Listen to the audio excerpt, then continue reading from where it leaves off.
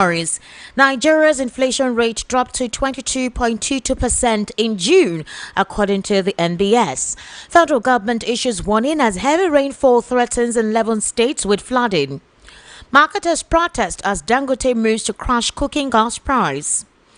Now, in another development, INEC trains political parties on candidate nomination portal. Atiku resigns from PDP, says decision heartbreaking. Now, Peter explains what late Muhammadu Buhari told him before he passed on. Also, in a very recent development as well, criticisms and decisions concerning the reshuffling of Ebonyi cabinet as Tinubu works ahead for 2027. Details now.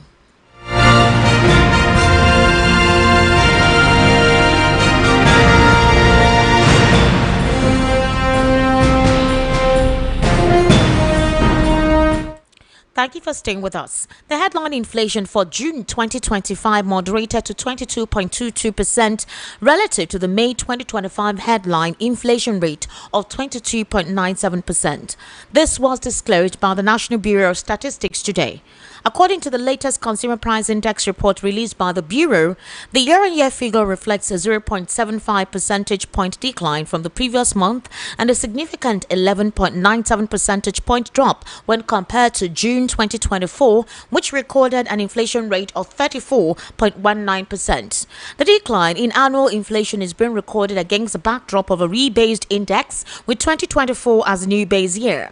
On a month-on-month basis, however, inflation rose slightly to 1.68% in June, compared to 1.53% in May, suggesting that while the pace of price increases is slowing on an annual basis, prices are still rising faster after 1 month to the next. The CPI rose from 121.4 in May to 123.4 in June, indicating persistent price pressures, especially in areas, especially food, transport and housing. Meanwhile, the federal government today forecast potential flooding in 38 locations across 11 states. It warned that heavy rainfall from today, July 16 to Sunday, July 20, 2025 could trigger flooding in the 11 states. The alert, which was obtained by correspondence, was issued by the Federal Ministry of Environment through the National Flood Early Warning Center under the Eurasian Flood and Coastal Zone Management Department. The alert was signed by the Director of the Department, Usman Bukhani. States expected to be affected by the prediction according to the template include Adamawa, Akwa Ibom, that is areas such as Edo, Ukpanekang, Oron Eket, while in Adamawa Mubi area, in Borno Ngala Medugri, in Bauchi Azare Bauchi, Itas Jama'are, Kafin Madaki, Jama'akari and Miso, and in Plateau you're expecting flooding in Jos, Bukuru and Mangu.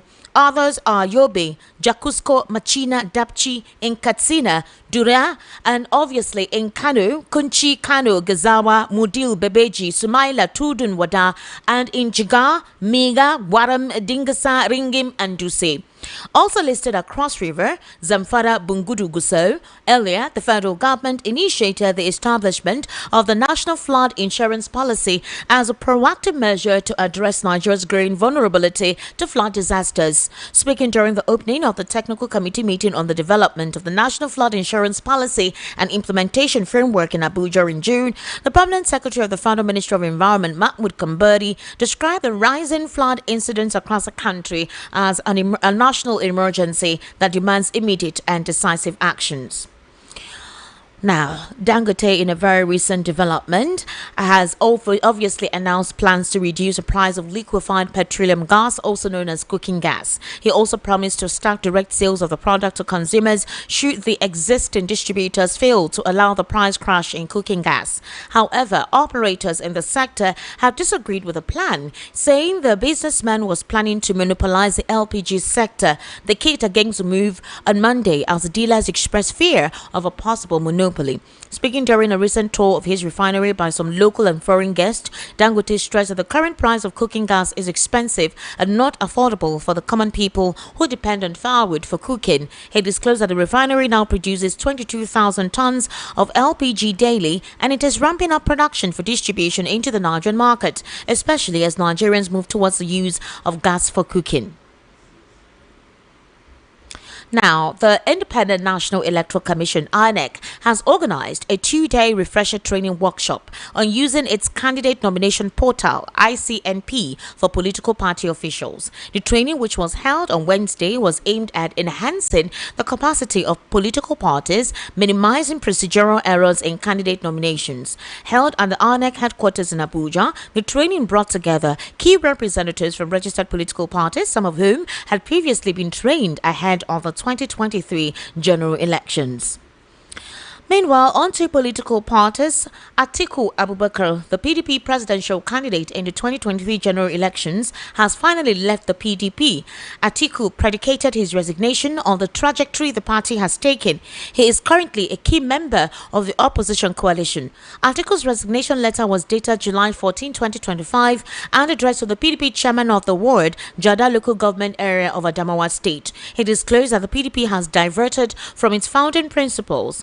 Now, according to him, he says, "It is with a heavy heart that I resign, recognizing the irreconcilable differences that have emerged. I wish the party and its leadership all the best in future. Thank you once again for the opportunities and support." Meanwhile, Peter Obi, the presidential candidate of the Labour Party in the 2023 general elections, has explained why he was absent at the burial of ex-President Muhammadu Buhari on Tuesday, the very day that the president was also part of the collaboration in visiting and ensuring that a proper burial right for late President Muhammadu Buhari. Obi was one of the conspicuous absentees at the ceremony, which took place in Daura, Katsina State. The ex-Anambra governor has been criticized for not being at the event. However, he attended the event earlier today, accompanying with Atiku Abubakar, El-Rufai, and a couple of other political party faithfuls, including Bashir Ahmed. However, he has explained that he could not get a flight to Katsina on that very day. Obi was able to make it to Daura today, where he commiserated with the family of the late former president. According to him, he said, and I quote, "It was difficult to come yesterday, being Tuesday, because there was no flight. Even if there was a flight, he couldn't land in Katsina airport. It was all closed because there was a lot of dignitaries. Mourning continues until tomorrow. So whoever comes today and tomorrow is still part of the mourning process." End quote. Now, Governor Francis Nwufuru of Ebonyi State has approved a minor cabinet reshuffle as part of efforts to enhance administrative efficiency in the state. The changes were announced during the State Executive Council meeting held on Monday at the Government House in Abakaliki. Nwufuru urged members of the council to reflect on their contributions so far and recommit to delivering on the administration's developmental goals. Now, let's move on to Abuja, the nation's capital, where our correspondent Folashayo Adigun has an update on event developments in the capital city through our VOP studios 96.1 FM in Abuja. Let's take a listen to her.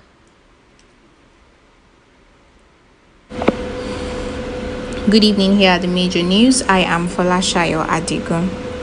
The Council for the Regulation of Engineering in Nigeria, COREN, has called for stronger collaboration with state governments and the Federal Capital Territory to tackle the growing issue of non-compliance with engineering standards across the country. Speaking at the 33rd COREN Engineering Assembly in Abuja, COREN President Sadiq Abubakar said non-compliance continues to fuel engineering failures that result in loss of lives, property, and public trust. Abubakar stressed the importance of professionalism, strict adherence to engineering codes, and fair remuneration as critical factors in delivering quality services. He noted that COREN has so far inaugurated state technical committees and expatriate monitoring committees in 22 states and is working towards covering all 36 states and the FCT by the end of 2026. He called on state governments, industry leaders, and the FCT Minister Yesom Wike to collaborate with COREN in curbing what he described as a dangerous trend. According to him, engineering failures due to non-compliance has led to significant human and economic losses. This collaboration is key to restoring confidence in the profession. Indigenous people of the Federal Capital Territory, Abuja, under the aegis of the coalition of the FCT, 9 indigenous people, COFIP, has renewed calls for the establishment of the FCT's Indigenous Peoples Development Commission. According to the group, the proposed commission would address the displacement of natives, preserve their culture, and promote economic empowerment, healthcare, and education. Speaking during the North Central Zone B public hearing on the review of the 1999 Constitution held in Lafia, Nasarawa State, COFIP leader Shitu Chidawa presented a series of demands to the House of Representatives Committee. He called for constitutional amendments to allow for the appointment of an indigenous FCT minister or the election of an FCT-based official by reviewing sections 147 and 229 of the Constitution. Chidawa also urged the committee to guarantee fair compensation, resettlement, and rehabilitation for displaced indigenous communities while advocating equal access to employment, education, scholarship, and political opportunities for FCT natives in line with what is available to other Nigerians with a state of origin. They also demanded a new constitutional provision that recognizes the indigenous status of original FCT inhabitants, guarantees land ownership rights, and protects traditional authority. The establishment of Rent Tribunal has been identified as a vital step towards addressing rental disputes swiftly and effectively across Nigeria. Experts say rent tribunals serve as alternative dispute resolution platforms designed to expedite the adjudication of rental matters. According to legal analysts, encouraging the setup of such tribunals could help regulate rent hikes, as tenants dissatisfied with a landlord's rent review would have a legal avenue to seek redress and strike a fair balance. They also note that if landlords are assured of recovering their properties within a short time frame, typically between 2 to 3 months, through these tribunals, the investors' confidence in the real estate sector would grow, ultimately boosting housing supply. Currently, most rental disputes in the country are settled in conventional courts, where legal proceedings often drag on for years, with property recovery cases sometimes taking up to 3 years to resolve. The Abuja Enterprises Agency (AEA) is set to sign a memorandum of understanding with the Guild of Optometric Directors of Nigeria (GUDON) to promote eye health among entrepreneurs and vulnerable groups in the Federal Capital Territory. The announcement was made during a courtesy visit by GUDON's national executive to the agency's headquarters in Jahi. Acting Managing Director and CEO of AEA, Chudi Aguada Ezerigwe, said the planned agreements will provide a framework for delivering essential eye care services to artisans and operators in the micro, small and medium enterprises (MSME) sector. Aguada Ezerigwe reaffirmed that the agency's commitment to supporting entrepreneurs and fostering sustainable business growth, emphasizing that eye health is crucial to productivity and often overlooked. GUDON President Adesowa Agbontien praised AEA's contributions to enterprises development and economic empowerment. He said the visit aims to integrate eye care into existing entrepreneurial support systems across the FCT. The upcoming partnership is expected to increase awareness and access to quality eye care for business owners and underserved communities in the capital. I am Folashayo Atiku. All right, that was Falashayo Atiku, our VOP correspondent in VOP Studios, Abuja 96.1 FM. Well, in more news reports, just before we head into our analysis segment, with Muhammadu Buhari now buried in Dora and his political shadow finally laid to rest, the All Progressives Congress begins a new chapter. This time without the man whose northern clout delivered 12 million votes consistently across 5 presidential elections. The vacuum is real, and the 2027 general elections now hang on an unsteady balance. President Bola Ahmed Tinubu, who succeeded Buhari in 2023, must now navigate a treacherous political climate where old alliances are cracking, new coalitions are gaining strength, and the North, once solidly APC, is showing signs of ideological drift. The African Democratic Congress has emerged as a surprise vessel for political realignment, absorbing influential figures like Atiku Abubakar, Peter Obi, Rotimi Amechi, and Nasir El-Rufai, all of whom have pledged to end APC's dominance. Analysts say Buhari's cult-like following in the north made APC electable, and his death could shatter that regional bloc. Salihu Lukman, a former APC chieftain, now with the ADC, admitted that many politicians previously relied on Buhari's endorsement to secure electoral wins, but now that he is gone, they must go back to the grassroots politics and meet citizens with humility. Wahab also discloses that for being a pro-chancellor of the Federal University of Transportation, a staunch APC insider admitted during Buhari's funeral coverage that his absence leaves a political hole.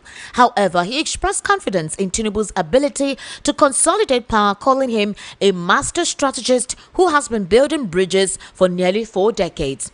I have via the telephone Barrister Fred Nzako, who is a political, national and social affairs commentator.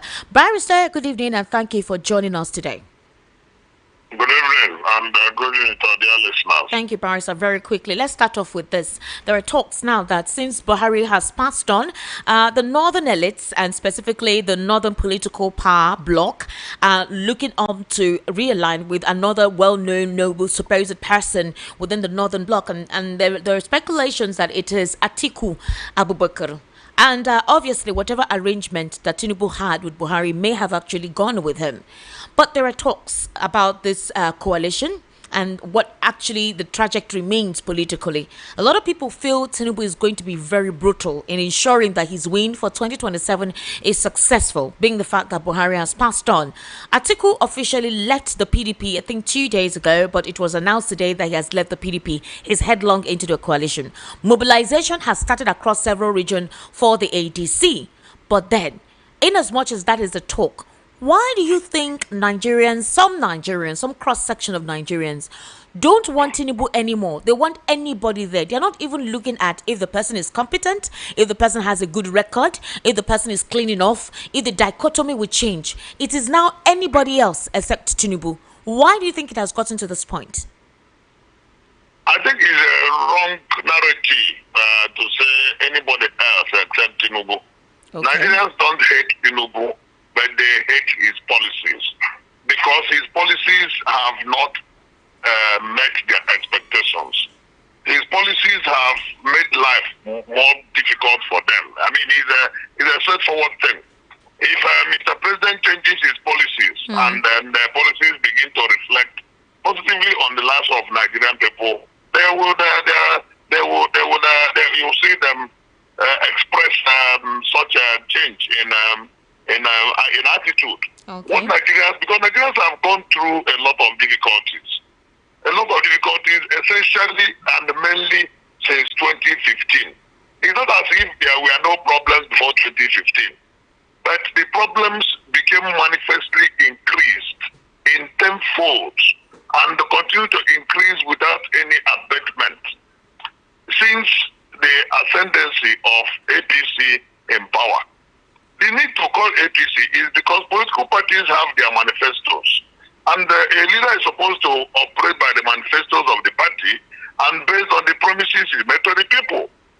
President Buhari made 3 main promises. That is, government to be anchored on security, anti-corruption, and rejigging the economy. And he failed in all the 3 promises. So the people now held him responsible for failure in all those 3 promises. Tinubu said he was going to make life more meaningful to the people and that it's a renewed hope. But the people are now waiting and hoping. Meanwhile, instead of their hope being renewed, their hope even became more hopeless. The number of people that became multidimensionally poor increased with the government of Tinubu. It is not as if Tinubu is a wicked man, neither is he a bad man, but his policies, we are not looking at his face. People are looking at his policies and the impact his policies are having on their well-being, their day-to-day life. That is what they are talking about. So when they say, look, that these policies should discontinue, they are now saying that, Mr. President, if you are continuing with this type of policies that will make life more difficult for us, then you better leave your seat. But of course, they won't chase him away. Neither will they put down his government. They will express that during voting in 2027. And that is all. And if people vote against Tinubu, Mr. Tinubu, Mr. President, Jagaban of Nigeria, President Bola Ahmed Tinubu will realize that it's not that they hate him, but that his policies didn't meet the expectations of the people. And that is the beauty of democracy. It's as simple as that. So even if anybody begins to draw the narrative, why do you hate Mr. President? It is even the people that are saying so are the ones who hate Mr. President. Any human being will be comfortable with a policy that makes his life good, and will be very uncomfortable with any policy that does not better his life. And the only way he will do that, we're not calling for his head. The people are not calling for his head. They're not saying they should go and push him out of government, but they are saying that, look, Mr. President, you have gone midterm into the mandate we gave you. 2 years into that mandate, our life has become worse. We have another 2 years to manage with you. If you can't make it better, then we have no other option than to try another person. It's as simple as that. Nobody has monopoly of leadership because Nigeria does not belong to anybody. Nigeria does not belong to anybody. So if we try Mr. A and he's not delivering, we try Mr. B. That is the beauty of democracy. And that is why it becomes the best governance, because if it were a dictatorship, for example, the type that they have in Cameroon and other state environments, then the people will be crying without any hope. But it's not the same with Nigeria. So there is hope for the people that anybody who is under the suffering of the current government, we hope to have his life better in 2027. And that is why I keep saying that that organ of government, that election management body called INEC, must not kill the people. Because this time around, it is not even the policy of government that people are afraid of. People are afraid of that body that will deliver their mandate or kill their mandate. All so right. I keep saying that Nigerians must be more interested in what is going on in INEC than in any other thing that is going on in this country. But Barrister, you are very well aware that even if we have been crying for electoral reform, some people say the reform we have is actually okay. But the problem is to ensure that at the polling unit, you're able to defend it. It's become so bad that INEC as an institution cannot be trusted. Some persons have written that they do not want the executive to continue to choose who would be the INEC chair because they will continue to be influenced. Others feel it will not make any difference because even the Chief Justice of Nigeria is nominated by the president, and there's no president that will make a bill or is put an electoral act, a law in an electoral act that will enable it for them to not easily win the elections. So if that is the case, by November this year, we're supposed to get a new INEC chair. It's not going to be Mahmoud Yakub. And that person obviously will be installed or nominated. The Senate will quickly pass it on by another nomination from the presidency. So at this point in time, in as much as the cry and clarion for electoral reform should be looked into, with the current Senate that a couple of Nigerians say are rubber stamp, do you think they'll pay attention to that? Because it is so important. Nigerians have written to the National Assembly. SERAP has written to the National Assembly. Non-governmental organizations, civil society organizations have written that they actually want electoral reforms. It's still pending. So at what point will this be taken care of? And if that is not taken care of, then what happens? We should expect anomalies at the polls. Nigerians should not throw their hands in the air in desperation or in hopelessness. Nigerians must take back their country. Nigerians must know that the electorate are the key. They must know that the electorate are the employers. The people in government are the employees of the people. That is where democracy works. The people in government who are given the mandate to lead are employed by the people. On the day of election, that is the day they sign their employment term. And they must lead according to the whims and the expectation, the welfare and the interest and benefit of the people. It's as simple as that. And that is why when they fail to do so, the people have every opportunity and every authority to protest against what they have done that is not right. Every reason to protest. If they say, we elected you to do this and you are not doing it, then you have to leave that seat. Or you must do what we elected you to do. And that is why when there is lack of protest, yes, people can say, oh, when they protested, the youth have protested in 2020, and many of them on 20th of October 2020, and many of them lost their lives. But are you going to fall down from the tree because you see monkeys there? We must continue to talk. We must continue to protest. We must continue to do things that will ensure that the country gets better. Muhammad Buhari was just buried. And in all the things he has done, in all the things he has accumulated, he went with nothing. We must continue to emphasize that reality. And look, anybody who has died has died. If you like, write the person's name in all the things on this world. It is immaterial. These are all emotionalism. A dead person is a dead person. All right. The Holy Book says the next thing is for the person to meet his creator. Both the Muslims, the Christians, and even the traditionalists believe that there is somebody, somewhere, that will give account of our stewardship here on earth. Right. So we must not shy away from the realities of life and nature. And that is why we must ask government to do what is right. All right, we have been talking about the electoral reforms. Nobody, they can't say they don't know what we mean by electoral reforms. All right, go and pick up Kadesh committee and you see what electoral reform is all about. Thank Even you so if they don't much, want to take the one from Fred and Zako, let them go and take that from Kadesh. Thank you so much, Barrister Fred. I sincerely do appreciate your input on the World News at 6. Many thanks, Esther. All right.